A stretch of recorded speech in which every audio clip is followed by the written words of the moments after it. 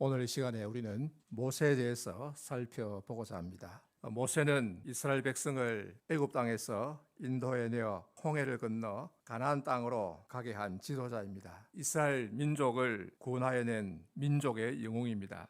그리고 또 중요한 것으로 시내산에서 하나님께 율법을 받아서 전해준 사람입니다. 그러니까 이스라엘 국가의 헌법과 법률을 제정해 준 사람입니다. 물론 자기가 만든 것은 아니고 하나님이 주신 것을 받아서 전했습니다. 그래서 이스라엘 국가의 토대를 놓은 사람입니다. 어쨌든 모세는 이스라엘 민족을 애굽에서 건져낸 위대한 지도자입니다. 이 모세는 어떻게 태어나고 어떻게 자랐는가, 그리고 그때 시대의 상황은 어땠는가, 이것을 통해서 오늘날 우리가 배워야 할 교훈은 무엇인가 생각해 보도록 하겠습니다. 자, 우선 모세는 애굽에서 태어났습니다. 애굽, 보통 이집트라 그러죠. 이집트란 말은 헬라어 아이귀프토스에서 왔는데 뜻은 무엇인지 불분명합니다. 그러면 성경에서는 무엇이라고 부를까? 애굽 아니겠느냐? 우리말 번역이 그렇고 원래 성경에는 그렇지 않습니다. 성경에는 전혀 다르게 미츠라임이라 합니다. 미츠라임. 현재 이집트 사람들도 자기 나라를 부를 때 미츠라임이라 합니다. 우리나라를 외국인은 코리아라 그러고 우리나라 사람은 한국이라, 대한민국이라 하는 것 같습니다. 창세기 10장 6절에 보면은 이 미츠라임은 함의 아들이라 이렇게 말하고 있습니다. 함의 아들은 구스와 미스라임과 붓과 가나안이요. 미스라임이죠. 그래서 이 이집트 사람은 함족이다 하는 것을 알 수 있습니다. 아프리카와 또 다른 데 많이 있습니다. 자, 그러면 애굽, 이집트 하면은 제일 먼저 떠오른 것은 무엇입니까? 여러 가지가 있을 수 있지만은 뭐니 해도 제일 중요한 것은 나일강입니다. 저 남쪽에서 북쪽으로 흘러오는 나일강, 세계에서 두 번째로 길다, 그렇게 말합니다. 이 나일강 주변에 대부분의 사람이 살고 80% 이상, 90% 가까이 살고 그 조금만 벗어나면 전부 다 사막입니다. 사람이 살기가 매우 어렵습니다. 저 남쪽에서 아프리카 내륙에서 물이 흘러오는데 우간다의 빅토리아호가 유명하죠. 어디서부터 발원하는지도 잘 모릅니다. 비옥한 양분을 담은 검은 물이 흘러와서 때가 되면 범람합니다. 강물이 흘러 넘치는 거죠. 그러니까 강 좌우로 비옥한 영양분이 공급됩니다. 이 해마다 천년 비료가 무제한으로 공급되는 것입니다. 그러니까 곡식이 아주 잘 자랍니다. 대표적으로 밀이 많이 생산되고 이 밀은 온 로마 제국에 공급되는 양식이 됩니다. 그래서 애굽에는 항상 곡식이 풍성했습니다. 비가 안 와도 염려 없습니다. 물이 흘러오니까요. 가나안 땅에 흉년이 들어서 먹을 것이 없을 때에 아브라함이 어디로 갔습니까? 애굽 땅으로 갔습니다. 애굽 땅에 가면 곡식이 있다. 또 야곱 때에 온 가나안 땅에 흉년이 들어서 양식이 없을 때에 야곱과 그의 가족 일행 70명은 애굽으로 내려갔습니다. 그때 요셉이 애굽의 총리로 있었죠. 요셉이 보낸 마차를 보고서 당시의 병거 대단히 귀하고 값진 것이죠. 벤츠차보다 더 좋은 링컨 컨티넨탈 같은 요즘 같은 자가용 비행기 정도 되죠. 그것을 보고서 요셉이 살아있구나 하는 것을 확신하고서 야곱의 가족 70명이 애굽으로 내려갔습니다. 자, 애굽에 어디로 내려갔는가? 고센 땅으로 갔다 이렇게 말합니다. 고센 땅은 시내 반도에서 애굽으로 들어가면 입구 쪽에 있습니다. 나일강 삼각 델타의 동쪽에 있는데 거기는 나무들이 자라고 또 풀이 자랍니다. 이스라엘 백성은 소와 양을 키우는 유목민이잖아요. 물론 농사도 좀 짓습니다. 그래서 반유목민이다 이렇게 말합니다. 그래서 이스라엘 백성은 그 애굽 땅에서 430년을 살았습니다. 이 처음에는 요셉 덕분에 평안하게 잘 살았습니다. 정착 생활을 했습니다. 이 가나안 땅에서 유목민이니까 왔다 갔다 이동을 많이 했죠. 그러나 애굽에 내려가서 정착 생활을 하니까 결혼해서 자식을 낳아 기르기가 좋습니다. 그래서 여러분, 집이란 것은 삶의 이 안정적인 이 터전이 됩니다. 그래서 집이 있어야 결혼해서 또 자녀를 기르기가 좋습니다. 자, 그래서 이스라엘 백성은 애굽에서 생육하고 번성하게 되었습니다. 인구가 본격적으로 많이 늘었습니다. 400여 년 지나니까 100만 명 이상, 200만 명 가까이로 늘게 되었습니다. 그런데 후에 요셉을 알지 못하는 왕이 일어났다고 합니다. 애굽에 내려간 지 한 300년쯤 지나서 이 왕조가 바뀐 것입니다. 단지 왕이 바뀐 정도가 아니라 나라가 바뀌었습니다. 제18왕조가 들어섰다 그러는데 이 왕조는 시나이 반도에서 가나안 땅에서 들어온 민족에 대해서 대단히 적대적이었습니다. 그래서 이스라엘 민족을 학대했습니다. 바로가 이스라엘 백성을 노예로, 종으로 부렸습니다. 여러 국고 성들을 건축했는데 거기에 이스라엘 백성을 동원해서 종으로 힘든 일을 시켰습니다. 채찍으로 때리고 학대했습니다. 그래서 이스라엘 백성은 아이고 죽겠습니다, 힘듭니다, 하나님 도와주세요, 살려주세요 하면서 탄식하고 부르짖게 되었습니다. 그렇게 부르짖기를 적어도 80년 이상, 100년, 길게 보면 430년이죠. 특별히 마지막 100년이 힘들었습니다. 자, 이때에 이 무렵에 모세가 태어났습니다. 언제냐? 이스라엘 백성이 애굽에 내려간 지 350년쯤 지났을 때였습니다. 이스라엘 백성이 애굽에서 나올 때 모세의 나이가 80세였잖아요. 그러니까 430에서 80을 빼면은 350이 됩니다. 그리고 이때가 대략 주전 1525년경이 됩니다. 우리나라에서는 고조선 시대지요. 역사 기록이 많이 없습니다만은 아직 삼국이 생기기도 전입니다. 본문 1절에 보면은 레위 가족 중에 한 사람이 가서 레위 여자에게 장가들었다. 레위 지파의 한 청년이 같은 지파의 한 여자와 결혼하였다. 그 이름은 뒤에 출애굽기 6장 20절에 보면은 아므람과 요게벳이라 이렇게 나옵니다. 그래서 요게벳이 아들을 낳았는데 아주 잘생겼다고 합니다. 물론 그 위에 형이 있었고 그 위에 누나가 있었죠. 모세는 우리가 알기로 셋째입니다. 2절에 보니까 그가 잘생긴 것을 보고 달 동안 그를 숨겼으니, 여기 잘생겼다 그랬는데 잘생겼다, 이 말은 그냥 히브리어로 토브입니다. 좋다는 뜻이죠. 아주 광범위하게 사용되는 영어의 굿입니다. 우리말의 좋다와 같은 것입니다. 우리말의 좋다, 이 말은 전에 조선시대에는 옛날에는 벼타로 하죠. 벼타. 벼가 어원인데 히브리어의 토브와 어원이 같습니다. 그리고 또 이제 따지고 들어가면은 좋다는 말은 달다는 말과 어원이 같다. 과일을 따서 입에 대보고 달면은 좋다. 그래서 좋다와 달다, 스윗하고 사실은 어원적으로 같은 것입니다. 사도행전 7장 20절에 보면은 그때 모세가 났는데 하나님 보시기에 아름다운지라, 아름답다 그렇습니다. 이것은 하나님 앞에서 준수하다, 비범하다, 잘생겼다, 뛰어난 아이다 하는 것입니다. 모세의 부모는 이 아이를 곧바로 나일강에 버리지 않고 석 달을 숨겼습니다. 왜냐하면 당시에 바로가 엄하게 명령하기를 히브리인에게서 남자아이가 태어나거든 바로 죽이라, 여자아이는 살리고 남자아이가 태어나면 죽이라. 이스라엘 백성이 너무 많아서 위험하다, 그렇게 한 것입니다. 그래서 남자아이이기 때문에 죽여야 되는데 차마 버려서 죽게 할 수는 없고, 너무 아이가 아름다운 거예요. 그러니까 비범한 것입니다. 생긴 것이 아주 준수합니다. 집에 숨겨서 몰래 키웠습니다. 그러나 석 달이 지나자 부모는 더 이상 이 아이를 숨길 수가 없었습니다. 울음소리가 커지잖아요. 아무리 울지 말라 해도 아이가 그치지 않습니다. 그래서 부모는 할 수 없이 이 아이를 강에 버리기로 하고 갈대로 상자를 만들었습니다. 상자 모양의 배를 만들었는데 이 상자는 옛날에 가 만들었던 방주와 이 단어가 같습니다. 그러니까 방주도 상자 모양이죠. 배라기보다는 그냥 직육면 그런 꼴이죠.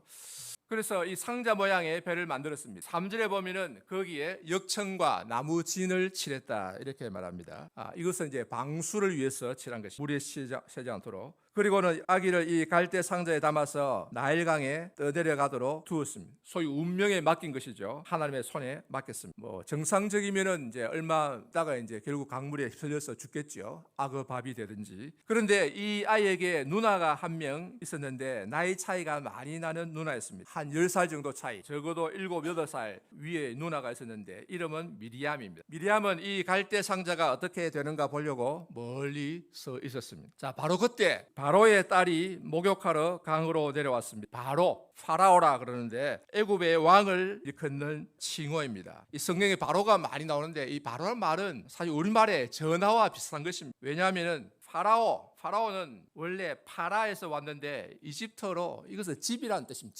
집을 말할 때 파라, 거기 파라오, 집에 사는 사람이, 전하는 궁전에 사는 분이다, 그런 뜻이죠. 그래서 파라에서 파라오. 자, 바로의 딸 공주가 목욕하러 강으로 나왔는데, 물론 이제 이 강은 나일강 본류는 아니고 나일강 중에서 이제 여러 지류 중에 하나였을 것이죠. 궁전 가까이 있는 지류인데 시녀들은 하수가에 있어서 거닐었습니다. 일종의 경호원들이죠. 사람들이 오지 못하도록 지키고 또 강에 위험한 일이 없도록 특별히 악어가 나타나는가 살피고 있었겠죠. 그런데 이 공주가 강에서 목욕을 하다가 갈대 사이에 웬 상자가 있는 것을 발견했습니다. 시녀를 보내어서 가져오게 하였습니다. 뚜껑을 열어보니까 아기가 울고 있었습니다. 난지 석 달 된 아기가 울고 있었습니다. 공주는 이 아기를 불쌍히 여겼다고 합니다. 이는 히브리 사람의 아이로다. 보나마나 히브리 사람의, 비록 종된 민족의 아이였지만은 아이가 울고 있으니까 불쌍히 여기는 마음이 생긴 것입니다. 특별히 아름다운 아기, 아주 잘생긴 준수한 아기가 울고 있으니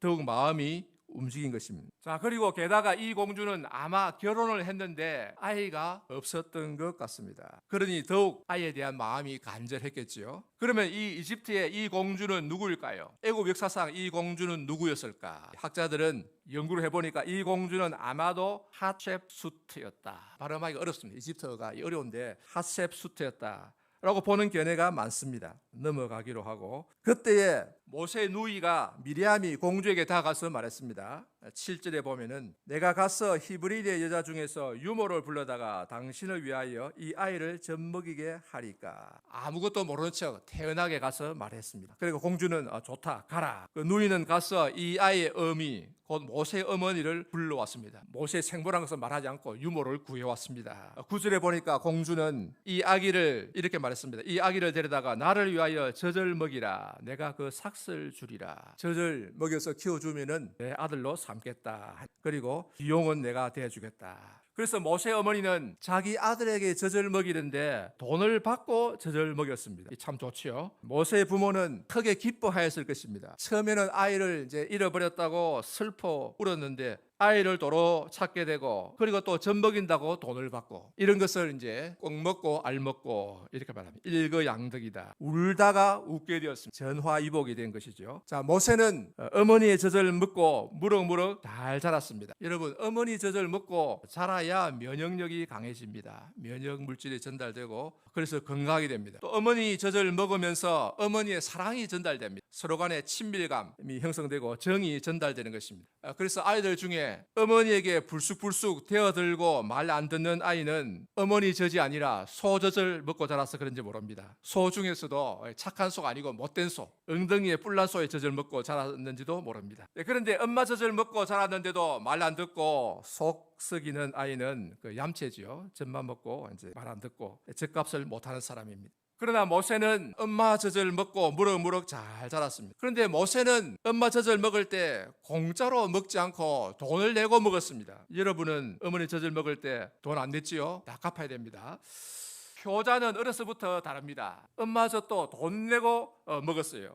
예수님도 어머니 마리아의 젖을 먹을 때에 공짜로 안 먹었습니다. 어떻게 알 수 있느냐? 예수님이 태어나셨을 때에 사실은 한 6개월쯤 지났습니다. 동방 박사들이 와서 경배를 했습니다. 경배할 때 절만하고 만 것이 아니라 그때 예물을 드렸습니다. 무엇을 드렸는가? 마태복음 2장에 보면은 황금과 유향과 몰약, 당시에 아주 귀한 보물들입니다. 성경에 보면은 이 동방 박사들이 아기에게 경배하고 마리아에게 경배한 게 아닙니다. 아기에게 경배하고 그리고 그에게 예물을 드렸다. 그에게가 있는데 우리말 번역에는 앞에 있으니까 빼버렸는데 바로 아기 예수에게 예물을 드렸다. 자, 그러면은 동방 박사들이 돌아가고 난 후에 그 예물들은 누가 챙겼을까요? 보나마나 마리아가 챙겼겠죠. 요셉은 그때 집에 없었던 것 같습니다. 일하러 나가 베들레헴에서 사실 자리 잡고 이제 살았거든요. 그러니까 요셉은 나타나지 않습니다. 그리고 마리아가 이제 동방 박사에 가자마자 보물도 따로 쫙 챙겼겠죠. 어머니 마리아는 보물을 잘 챙겨 놓았다가 아기 예수를 키울 때에 아주 소중하게 사용했을 것입니다. 자, 그러니 예수님은 이 땅에 오실 때에 부모에게 폐를 끼치지 않고 자기 먹을 것을 가지고 오셨습니다. 모세도 마찬가지로 어머니 젖을 공짜로 먹지 아니하고 돈을 내고 먹었습니다. 아마 시녀가 일주일에 한 번쯤은 이제 보러 왔겠죠. 와서 이제 아기가 잘 보고 또 돈을 주고 맛있는 거 사 먹으라고 돈을 주고 또 옷도 가져오고 놀이개도 갖다 주고 아마 이렇게 했을 것입니다. 위대한 인물은 어려서부터 다르다 하는 것을 아셨습니다. 뿐만 아니라 이보다 더 중요한 것은 모세는 엄마 품에 젖을 먹고 자라면서 엄마의 사랑과 기도를 받고 자랐습니다. 히브리 민족의 하나님에 대해서 여호와 하나님에 대해서 듣고 자랐을 것입니다. 옛날에 아브라함에게 나타나신 하나님, 이삭에게 나타나서 약속하신 하나님, 야곱에게 나타나셔서 약속하신 하나님, 애굽에서 우리가 종살이 하지만은 때가 되면은 하나님이 우리를 가나안 땅으로 인도하실 것이다. 이런 것에 대해서 수없이 많이 듣고 또 기도를 받았을 것입니다. 아이가 자라자 바로의 딸에게로 데려갔습니다. 옛날에는 젖을 먹일 때 상당히 오랫동안 먹였습니다. 이 모세는 아마 어머니가 한 3년 정도 젖을 먹었을 것이다 이래 보는데, 옛날에는 3, 4년 젖을 먹고 많이 먹으면 5년 또 먹습니다. 5년 이상 먹을 때도 있어요. 초등학교 갔다 오면서 엄마 젖 찾는 그런 아이도 있었다고 합니다. 그러니까 초등학교 1, 2학년 때까지도 먹는 아이들도 있는 거죠. 제 생각에는 모세는 제법 오랫동안 어머니 젖을 먹고 자란 것 같습니다. 3년이 아니라 한 5년 정도 어머니 젖을 먹고 자라지 않았을까. 그리고 젖을 떼고 나서도 사실 좀 어머니에게서 더 자란 것 같습니다. 왜냐? 10절에 보면은 그 아기가 자라매 바로의 딸에게로 데려가니, 자라매, 젖을 떼매라고 하지 않고 자라매. 그 젖을 떼고 또 음식도 먹고 어느 때 자랐을 때, 우리말에 컸다는 것입니다. 컸을 때에 데려갔다. 왜냐하면 이 공주는 아기를 빨리 데려가 봐야 젖을 줄 수가 없습니다. 또 이유식을 먹이는 것도 어렵고 번거롭습니다. 그리고 또 하나 아주 중요한 이유가 있는데, 이것까지는 성경에 나오지 않습니다만은 유대 역사가 요세푸스의 책에 나오는 것을 좀 참조하면은 이렇습니다. 아기가 궁전에 있으면은 위험했습니다. 독살될 위험성이 있었습니다. 왜냐? 당시의 신하들은 제사장 그룹하고 연결이 되어 있는데, 이집트는 제사장이 굉장히 권력이 셉니다. 그래서 마음에 안 들면은 그냥 바로를 죽이고 바꾸는 경우들도 있었어요. 그래서 늘 왕권을 견제하고 왕권에 도전합니다. 그래서 애굽의 이 제사장들은 오래전부터 예언하기를 히브리 민족 중에서 한 아기가 태어날 것인데 그가 장차 애굽 사람들을 굴욕하게 할 것이다. 그러니까 이런 어떤 예언이 애굽의 제사장들, 예언가들에게도 이제 어느 정도 전해져 온 것이죠. 모세가 왕궁에 들어오자 신하가 왕에게 말합니다. 이 아이가 바로 그 아이입니다. 지금 죽여서 후환을 없이 하십시오. 이 아이를 죽이라고 강하게 요청합니다. 그러나 왕이 생각할 때는 이 신하들이 제사장들과 결탁해서 이 왕의 자손을 없애고, 그래서 나중에 내가 죽으면은 그 자기들이 권력을 찬탈하려는 속셈인 걸 내가 어찌 모르겠는가. 그런데 이것을 참으로 말로 하지는 못하고 속으로 전전긍긍 했습니다.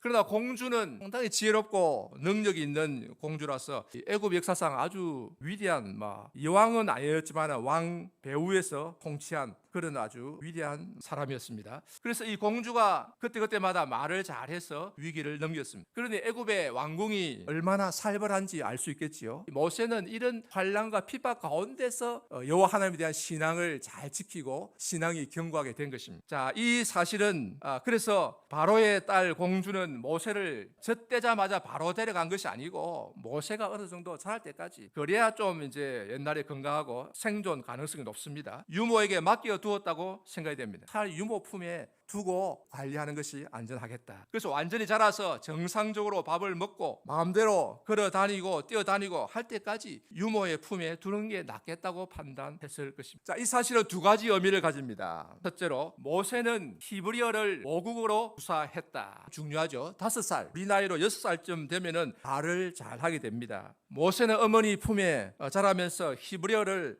어머니에게서 배워서, 형, 누나, 아버지에게서 배워서 히브리어를 능숙하게 구사했습니다. 이것은 나중에 자기 동족과 소통하는데 전혀 문제가 없었습니다. 이 모세가 일찍 왕궁에 자라서 이집트 말밖에 모르면은 자기 동족하고 소통이 안 되잖아요. 그래가지고 지도자가 될 수가 없습니다. 모세는 나중에 궁전에 들어가서 이집트어를 배웠습니다. 그 외에도 여러 가지 언어를 배웠습니다만은 히브리어와 이집트 두 개 국어를 능숙하게 구사한다는 것은 큰 도움이 되었습니다. 그다음 두 번째로 모세는 어머니를 통해 여호와 하나님 믿는 신앙을 배웠습니다. 이것이 이제 결정적으로 중요합니다. 하나님께서 아브라함을 갈대아 우르에서 부르시고 또 언약을 맺으시고 가나안 땅을 주겠다고 약속하셨고, 그래서 아브라함 이야기, 이삭 이야기, 야곱 이야기, 요셉 이야기를 수십 번, 수백 번 들어서 확실한 신앙을 가지게 되었을 것입니다. 나는 히브리 사람이다. 그리고 우리 민족은 지금 여기 종사를 하지만 언젠가는 가나안 땅으로 들어가게 될 것이다. 이런 이제 하나님의 약속을 굳게 믿었습니다.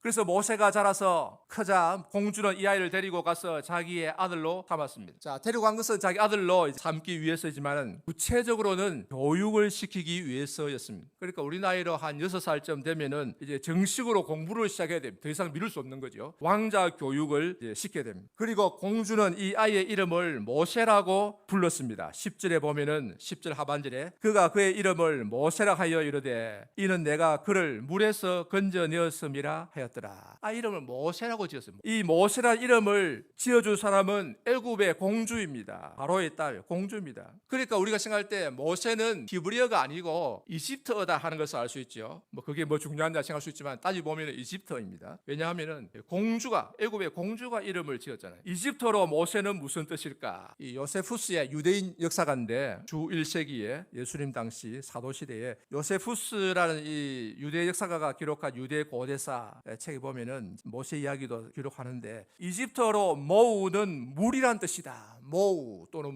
물이란 뜻이다.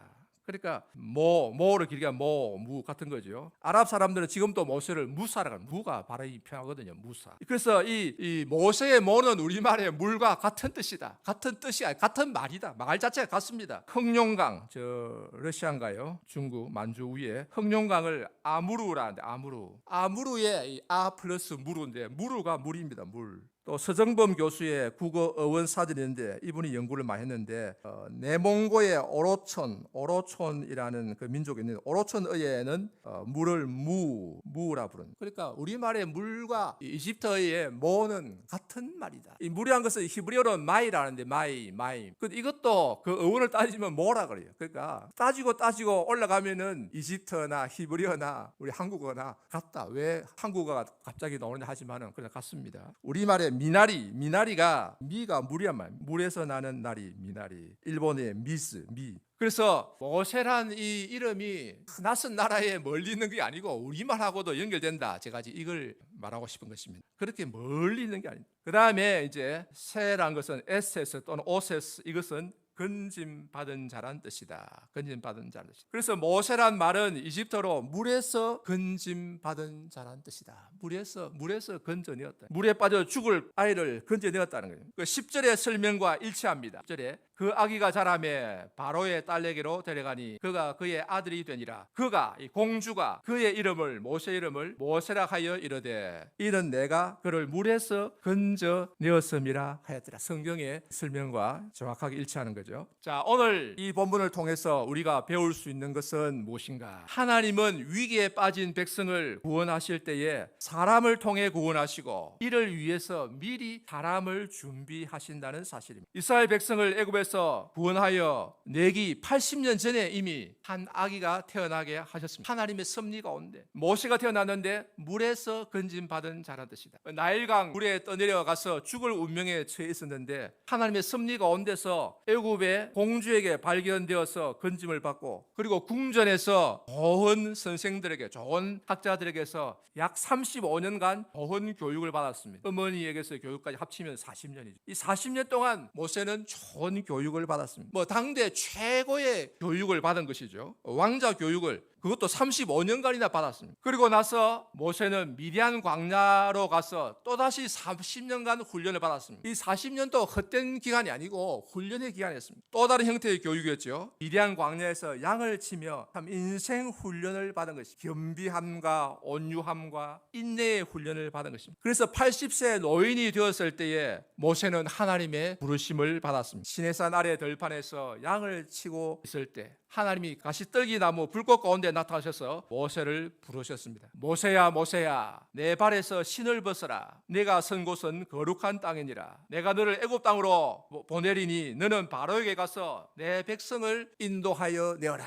하나님은 오랜 기간 동안 사람을 준비하시고 훈련시키신다 하는 것을 알 수 있습니다. 모세의 경우는 하나님이 적어도 80년을 준비하시고 훈련하셨습니다. 그 부모까지 합치면은 더 오랜 기간이죠. 자, 그러면은 그 오랜 기간 동안에 이스라엘 백성은 어떻게 지냈습니까?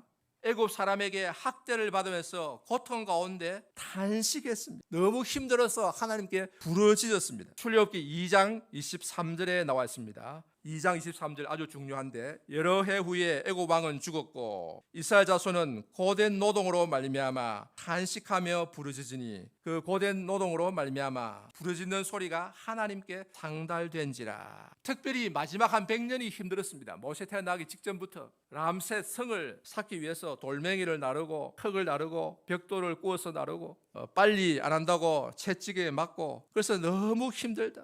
아이고 힘들어서 못 살겠다. 하나님 우리를 도와주옵소서. 우리를 구원해 주시옵소서. 우리를 이 고통에서 건져 주시옵소서. 이런 탄식과 부르짖음이 쌓이고 쌓여서 80년 이상 계속되었을 때 100년 이상 마침내 하나님은 모세를 보내셔서 이스라엘 백성을 구원해 내신 것입니다. 여러분 오늘날 우리나라도 그렇습니다. 1905년에 을사늑약으로 우리나라를 빼앗겼습니다. 그래서 우리나라의 주권이 빼앗긴 것은 사실상 1905년입니다. 1910년은 합방이고 그 40년 동안 일본에게 나라를 빼앗겼습니다. 그런데 금년이 또 을사년입니다. 푸른 뱀의 해라. 사람들은 다 그런데 뱀은 성경에서 마귀의 상징이거든요. 기분이 안 좋습니다. 그리고 우리나라가 참 하나님 은혜로 1945년에 해방이 되었습니다마는 해방된 지 몇 년이 지났습니까? 1945년에 해방되고 올해가 2025년이니까 딱 80년이 지났습니다. 금년 8월 15일은 광복 80주년입니다. 참 오랜 세월이 지났습니다. 1945년 광복절을 몸소 맞이하신 분이 구지교회도 몇 분 계실 것입니다. 장로님, 집사님, 권사님 중에 몇 분 계실 것입니다. 참 오랜 세월을 지나오셨습니다. 그동안 많은 일들이 있었고 우여곡절이 많았습니다. 그러나 아직 끝난 것이 아닙니다. 경제적으로는 어느 정도 잘 살게 되었지만은 또 산업기술은 어느 정도 상당히 발전했지만은 정치는 여전히 후진적이고 지도자들은 자기의 사리 사욕만 쫓고 국민에게 실망을 줍니다. 그리고 나라가 아주 위기에 있습니다. 사실은 굉장히 큰 위기죠. 이럴 때 우리는 하나님께 부르짖어야 합니다. 아이고 못 살겠습니다. 우리 하나님 살려주십시오. 우리를 건져주십시오. 이렇게 하나님께 부르짖어야 합니다. 한 번, 두 번이 아니고 수십 번, 수백 번, 아니 수천 번, 수만 번이라도 부르짖어야 합니다. 그리고 한두 사람만이 아니라 수만 명, 수십만 명이 부르짖어야 되고 아니 수백만 명, 아니 5천만 국민 전체가 부르짖어야 합니다.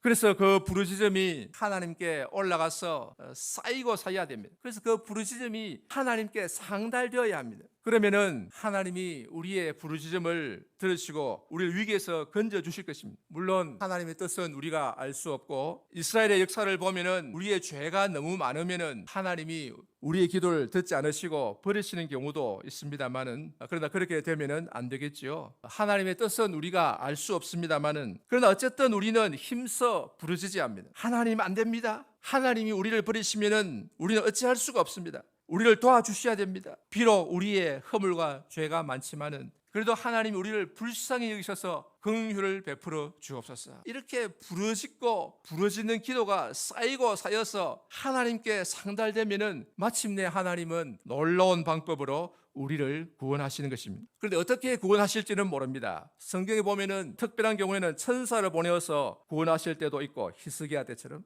하지만 대개는 사람을 통해서 구원하십니다. 이 모세가 대표적인 예입니다. 이스라엘 백성을 구원하실 때 모세를 준비하시고 보내주셨습니다. 나중에 사무엘 또 다윗 등이 있습니다. 그러므로 사랑하는 우리 성도 여러분, 우리는 우리나라와 우리 민족을 위해 우리 백성을 위해 힘써 기도해야 하겠습니다. 어떻게 기도해야 될까요? 각자 자기가 원하는 대로 기도하면 됩니다. 자기가 원하는 대로 솔직하게 다 이렇게 해 주십시오 기도하고 나중에 하나님의 뜻대로 되게 해 주십시오 이렇게 기도하면 됩니다. 그래서 이 기도 안 하더라도 예수님 이름으로 기도한다, 그것이 바로 하나님 뜻대로 기도한다 뜻이니까 하나님이 알아서 좋게 응답해 주실 것입니다. 우리의 기도가 탄식이 되고 부르짖음이 되고 그리고 이것이 쌓이고 쌓여야겠습니다. 우리의 기도가 쌓이고 쌓여서 하나님의 보좌에 상달될 때까지 기도해야 합니다. 하나님께서 옛날에 이스라엘 백성의 부르짖음을 들으시고 모세를 보내셔서 이스라엘 백성을 건져내신 것처럼 오늘날 우리에게도 모세와 같은 지도자를 보내주셔서 우리를 건져주시도록 기도해야 하겠습니다. 또한 우리 모두가 각자 잘 준비해서 각자 처한 자리에서 하나님께 쓰임받는 일꾼들이 다 되시기를 바랍니다.